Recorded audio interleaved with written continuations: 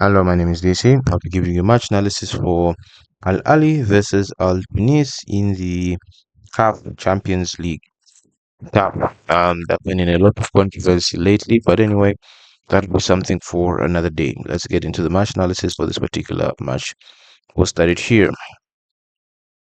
Played off the line, but then the chance to come more soon. All right, so he's pushed out, understandably so. He's all alone, but what he's done is that he's created space. If he is the midfielder, he should go and cover that space in the meantime so that his centre back or the right back or the full back, whoever that may be, can deal with this particular situation. Also, if you're going to go for the ball, if you're going to leave where you are, go and chase the ball, you might as well put pressure on it because there's no point from starting off. Let's say, for example, maybe he was here, he goes here, and then he doesn't put any pressure whatsoever on the ball. And we also have a runner. So what do? Do you fake pressuring so that you can bait this guy into making a run so that as he's running, you bait him and you quickly go ahead and follow him so that you keep him on this side?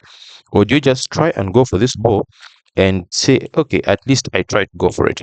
Let's simulate this play. Look at that. This is a classic case of instead of going to defend the ball, you intercept the pass. Not only does this guy, sorry, do these two let him pass. These two players let him pass. He also doesn't pick this up and he's free to run in this space over here. Simple, simple, simple, simple. Three players. Yeah, you might count um you may also count him, but remember he's gone out. Deal with this.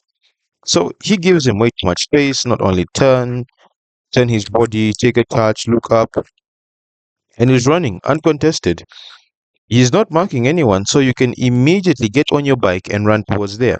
He didn't cover the space, he didn't track the run, he didn't put pressure on the ball, he did not take initiative to cover that space, and it's a whole lot of calamity.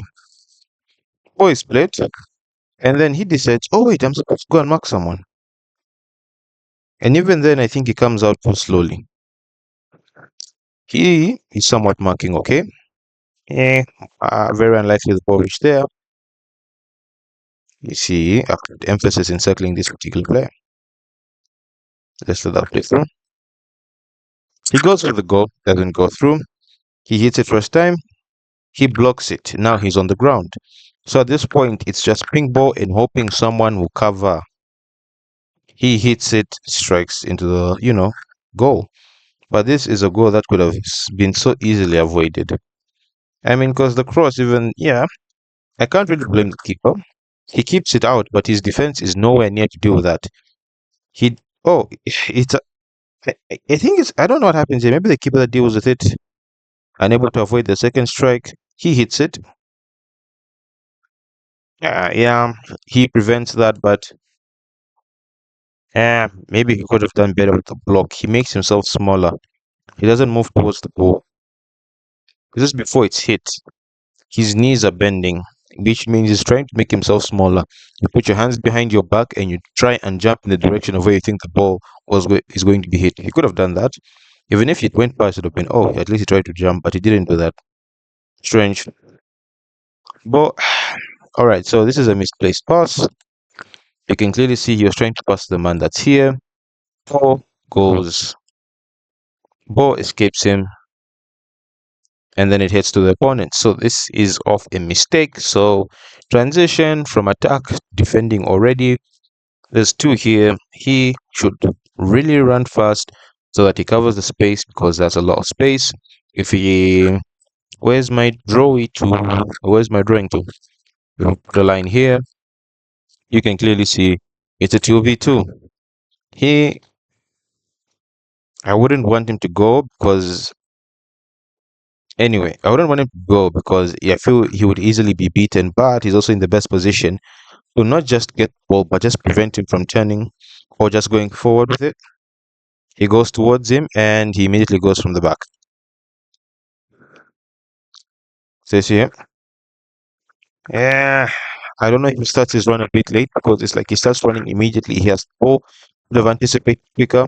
Now you stay back because already he's behind him. He doesn't really make a proper attempt to get the ball.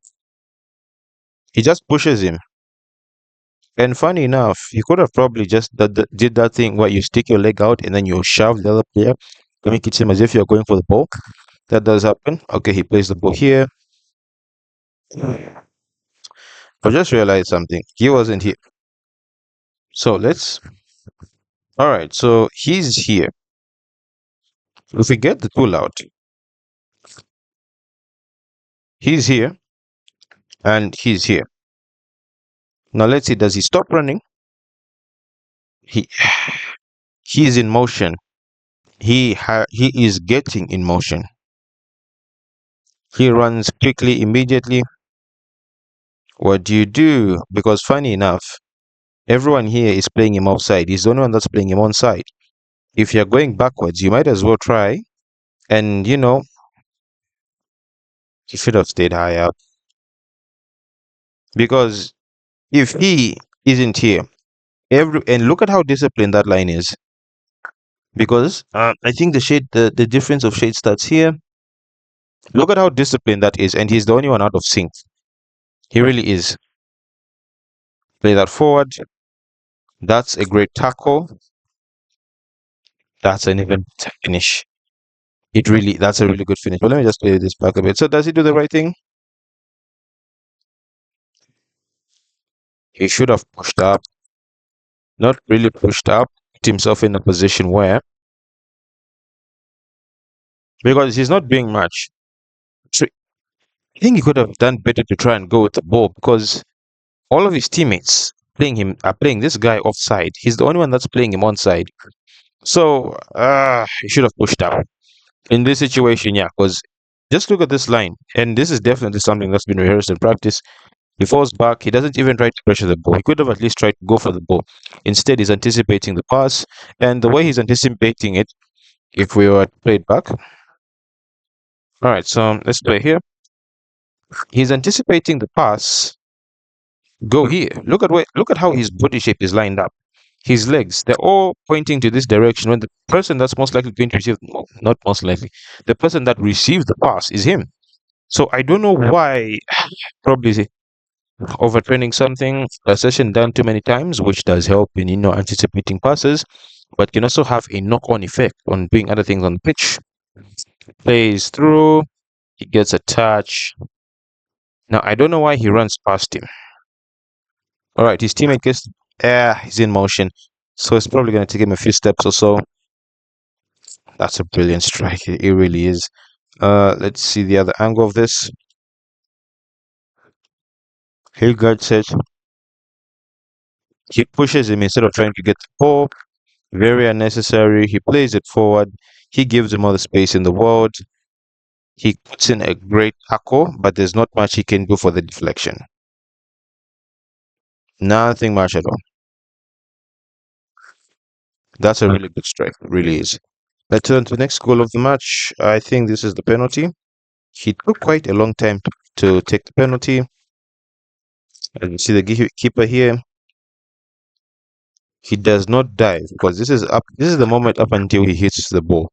And also this is encroach anyway, as long as the deflected strike or saved carried shot does not reach any of them, no need for encroachment, but that's something they should say. Oh, let your person hit the ball, then you run into the pitch because this cost them in a different game, on a different moment. Lovely strike. It's a penalty anyway. Good strike, but still, it's a penalty. It's a penalty. Somewhere. Oh no. I've missed it. I've messed it up. I really have. Hmm. Somewhere here. I've messed it up, I know. Alright, so yeah, somewhere.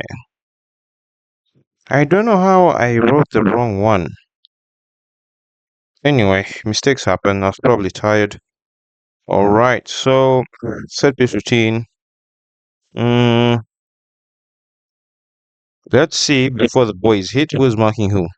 He's gonna escape. Not being marked, not being marked. To make matters worse, no one near or around the D. Cross comes in, and he gets first contact. Where does he run from? He's the guy with the curly hair. Let's move it back a bit. He's here, completely unmarked. Just makes a free run to the box. Whoever was assigned to mark him didn't do a good job because he's here also. You could have spotted this. Does he even jump with him? I don't think so. I don't think so. Anyway, yeah, so yeah, I think this is a better angle. He runs for the ball. Great run. They actually bump into each other. They get in each other's way. Because if you look at it, he senses the danger. He tries to go for it, but instead bumps into his own teammate with it. And if he stayed where he was, if he stayed on the post, it would have been a different story. Because that's exactly where he would have been. And the height is decent enough such that it could hit his chest. Very unfortunate. Let's head on to the next and last goal of the match. I don't like this setup. I really don't. Because one, two, three, they don't even have a man on the post. They spare a man to be there. I don't know why he's standing there. He could actually be here because there's no one he's blocking. The reason why I don't like this is they're not really marking anyone. And yes, they do deal with the threat that's here, but you can even score a header from here and it can go into the back of the net. Let's let this play. There are not enough blockers. It's a 3 versus 3. You usually need like an extra one just for security. You see, he has already lost his due battle. And as the boys coming in, funny enough, he puts it back into the danger zone. That's a terrible clearance because it goes back into the danger zone. All right, so what wrong does he do here? He runs towards it. Uh, okay. I don't. He does go to attack it, but the angle that the boy is coming in at, I think he can only take it away. But maybe would have done better to take the ball as high as he could towards where he was. Like at that angle, I think where he's standing, he could have taken the ball higher. Hopefully, waited for it to come back and kick it. That would be unsafe. But putting it back into the danger area is another problem because he completely loses his marker here. He completely loses it, focusing on the ball. He's alone, unmarked, diving header. Not really diving header. Why not? And he wins it for his team. What a match!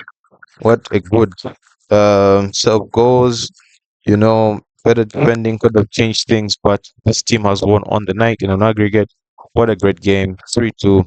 Congratulations to Tunis, and I'll see you in the next match analysis. Goodbye.